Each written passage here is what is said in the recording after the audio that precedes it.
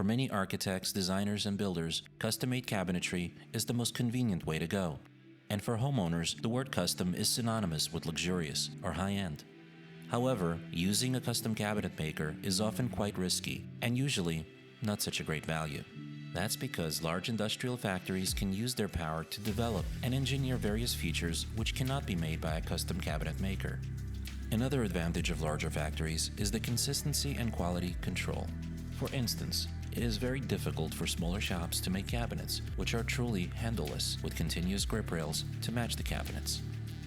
European factories normally build in all the lighting, but if you were to use a custom cabinet maker, you'd need to specify which light fixture to use, where will all the wiring go, how to make the cutouts for the lighting, which transformers to use, and so on.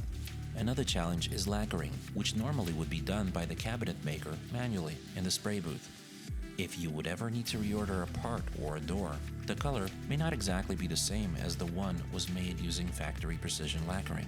Most custom cabinet makers are individuals, so relying on a single human being versus an established factory is always riskier.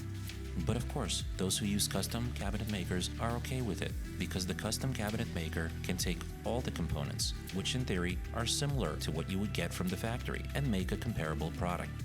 That's just like going to your local mechanic and asking them to figure out what all the components of a brand new Mercedes are and build a better car.